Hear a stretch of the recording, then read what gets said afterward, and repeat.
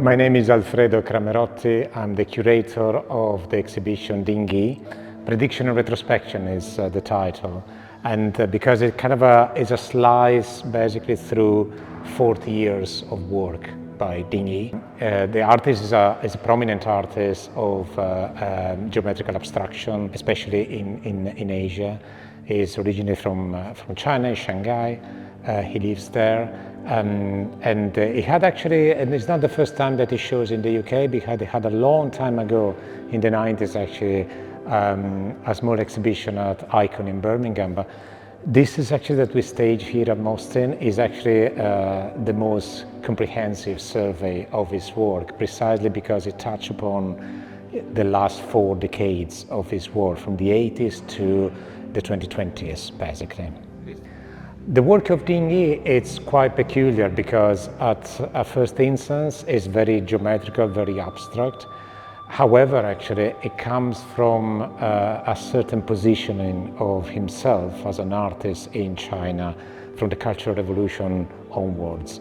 And we also have a video that has been shot about his work through different stages, and in the video he explains very well that he went through 3 major phases of his work.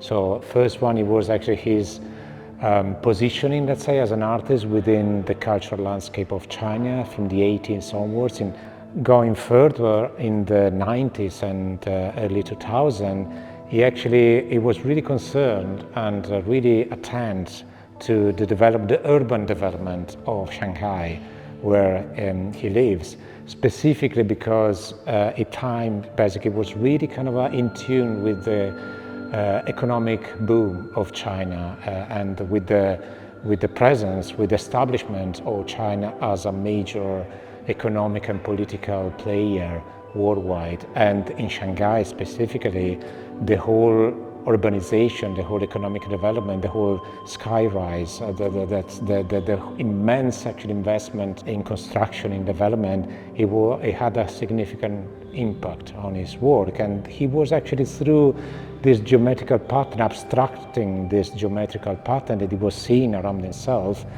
gave birth actually to this incredible work that we can see actually here behind me. And then the third phase, as he described it, it was more the kind of almost like instead of looking from above, or what is the development of Shanghai and China on the world stage, it was almost looking up. So creating this kind of a connection between the earth, the establishment, the city, the landscape, the context where he and his fellow were living, up to the sky almost. And you can see actually an example here on my right, where you have almost the essence of what is human just projected up there and deciphering this constellation. And it's a very interesting loop because it goes back to his early childhood memories, because he was living on a specific place, on an island, and with his father he used to take night boat journeys from one place to the other, and he was looking up at the sky. So somehow he came back, this thing, in a way that he was connecting the place, what is Shanghai now and China now on the world stage, with a more universal feeling, let's say. The process used by Dinghy is very, very personal and very intense and time-consuming. So you can see, this depiction of the sign, the crosses in the forms of a plus or an X, for instance. It looked very kind of like a painting. In reality, actually, it's some sort of a tiny excavation on the surface, on the multiple layers of paint. So he spends an enormous amount of time layering this paint in different colors and then excavating these tiny symbols, these tiny signs, to create this pattern of the X and the pluses until they form a more comprehensive design. He lives to do this one. He works by himself. He doesn't have any assistance in doing that.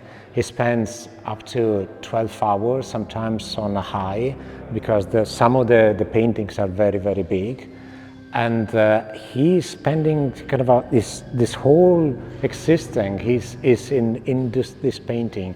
So it's super crafty in that sense. It's an abstract, a geometrical abstract that is far away from the geometrical abstract of Western tradition, let's say, where it was more a kind of industrial type of presenting a work.